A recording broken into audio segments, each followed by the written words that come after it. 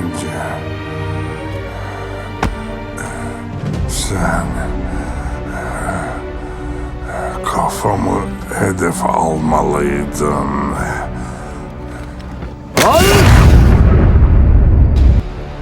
Bircə saniyə.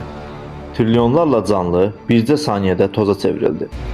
Popüler mədəniyyət onu tarixin ən böyük psikopatı, Marvel dünyasının kabusu kimi qəbul edir. Amma elmi kuluarlarda, iqtisadi forumlarda tam fərqli bir cümlə fırlanır. Thanos əslində haqlı idi. O dünyanı idarə etmək istəyən acgöz bir diktator değildi. Heç qan tökməkdən zövq alan bir bəteybət də değildi.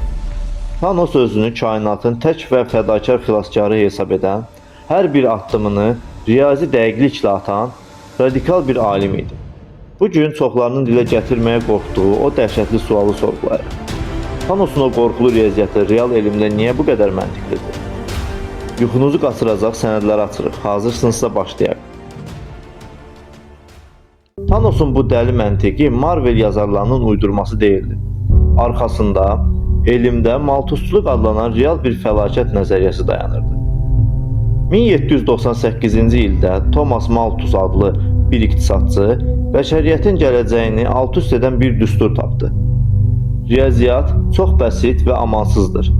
Canlı populyasiya isə hər zaman geometrik silsilə ilə artır. 1, 2, 4, 8, 16, 32 və s. Yəni partlayışla. Lakin bizim həyatda qalmağımızı təmin edən qida, su və digər resurslar yalnız aritmetik silsilə ilə çoxala bilir. 1, 2, 3, 4, 5, yəni tısbağa sürəti ilə. Bunun mənası nədir? Həyat nəzarətsiz artdıqda bir gün resursların tamamilə bitdiyi o qanlı kəsişmə nöqtəsinə çatacaq. Malthus deyirdi ki, sistem bura çatana qədər təbiət özü işə qarışır və balansı qorumaq üçün kütləvi epidemiyalar, qanlı müharibələr və acılıqlar yaradır. Thanos'un öz doğma planetində gördüyü mənzərə də bu idi. Titan sakinləri bu riyaziyyatı rədd etdilər və daxili müharibədə yox oldular. Thanos anladı ki, təbiətin bu uzun, əzablı və qanlı tənzimlənməsini gözləmək sivilizasiyanı tam bitirir. O sadəcə prosesi təzələşdirdi. Tək bir saniyədə, ağrısız və mütləq şəkildə. Öyleydi. Ve çok güzeldi. Titan çoğu gezegen gibiydi. Bir sürü boğaz ve yetersiz kaynaklar. Yok olma tehlikesiyle yüzleşince bir çözüm sundum. Soykırım. Ama rastgele, tarafsız, adil, zengin, fakir demeden. Bana deli dediler. Öngördüklerim bir bir çıktı. Seni çok tebrik ederim, kain ol. Ben savaşçıyım. Trilyonları öldürmek isteyen bir savaşçı. Altı taşın hepsi olsaydı şıp diye halledecektim. Hepsinin varlığı sona erecekti. Bana göre bu merhamet.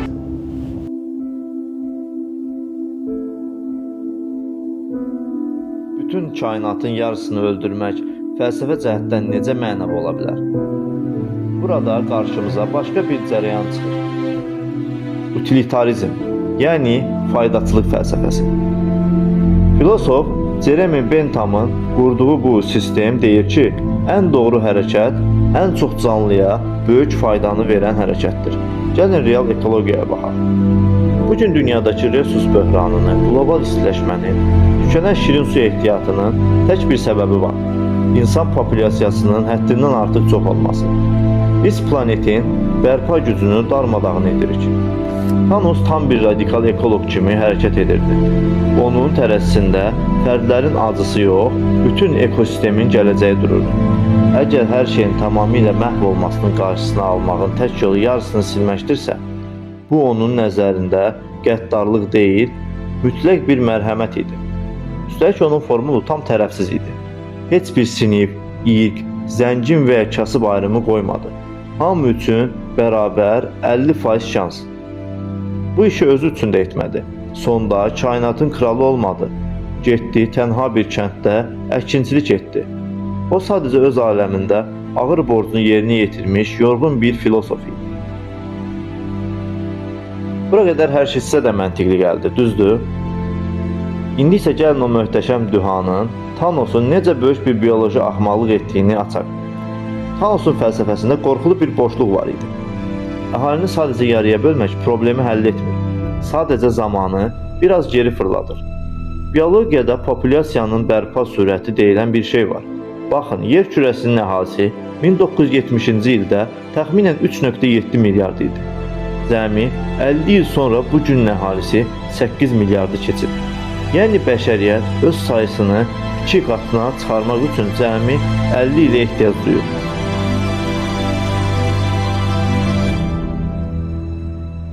Bu o deməkdir ki, Thanos yer kürəsinə gəlib barmağını şıqqıldatsaydı, insanlıq onun yaratdığı bu böyük xilası cəmi 50 ilə sıfırlayacaqdı. Bəs əlində reallığı, maddəni və zamanı bükə bilən 6 mütləq daş olan bir varlıq niyə resursları 2 qat artırmaq yerinə canlıları öldürməyi seçdi? Çünki Thanos elmi bir dahi değildi. O fəlsəfənin ən böyük tələsinə düşmüşdü. Problemin özünə yox, öz travmalı həll yoluna aşiq olmuşdu.